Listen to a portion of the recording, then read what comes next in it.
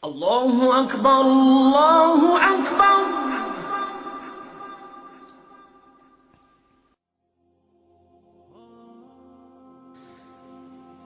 Это взято из Китаб аль-Булхан от XIV века. Это книга о джиннах и шайтанах. И вот вы видите изображение дьявола. Если вы заметите, я даже не ставлю здесь свою подпись, предпочитая оставить его анонимным. Ведь кто-то может взять у меня это изображение и разместить его на YouTube, сказав, что я публикую изображение дьявола. И все же обратите внимание на этот символ. Он сложил руки совершенно особым образом, в форме рог дьявола. В 60-х годах Антон Лавей в одном из своих интервью объяснил этот знак, сказав, что это древний символ служителей дьявола.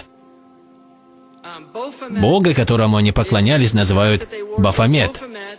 Исследователи утверждают, что речь идет об ответвлении христианского оккультизма, приверженцы которого поклонялись дьяволу в эпоху крестовых походов. Сообщается, что они использовали это имя для того, чтобы высмеять имя пророка, саллиллаху алейхи вассалям.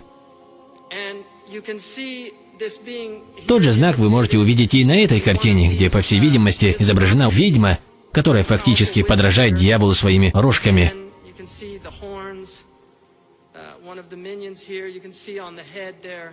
А вот одна из слуг. Посмотрите на ее голову. Это все делается для того, чтобы показать детям пагубное влияние лукавого Уолта Диснея. Великая вещь, которая позволяет воздействовать на детскую психику, показывая детям, что происходит. А вот обложка альбома группы Beatles, которую они выбрали сами. Так вот, оба из Beatles, и Леннон, и Маккартни, не знаю, как остальные, а эти двое были приверженцами оккультизма. Леннон, к примеру, учился говорить задом наперед, как делают это в некоторых оккультных школах. Есть даже записи, на которых он говорит таким образом. А если вы обратите внимание на обложки альбомов Пола Маккартни, то также заметите баранов и рога. В одном из интервью кто-то из участников группы упомянул, что Маккартни очень интересовался оккультными науками и даже практиковал некоторые вещи. А вот здесь, на старой фотографии, мы видим другой оккультный символ, представляющий число 666, знак зверя. Также он означает «Окей». Так что будьте внимательны. На этой картине вы можете заметить маленькую масонскую руку. Это известный масонский символ. Также здесь видно число 23, очень важное в оккультной нумерологии. И снова дьявольские рога.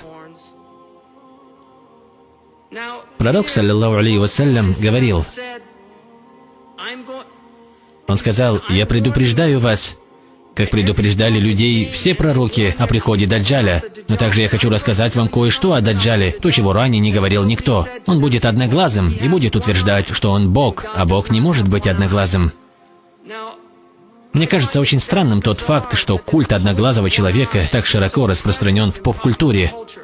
Куда бы вы ни посмотрели, везде вы увидите этот знак. Обратите внимание на это изображение Эминема, который изображает дьявола с одним глазом и дьявольскими рогами. Такими постерами обклеены все улицы Торонто.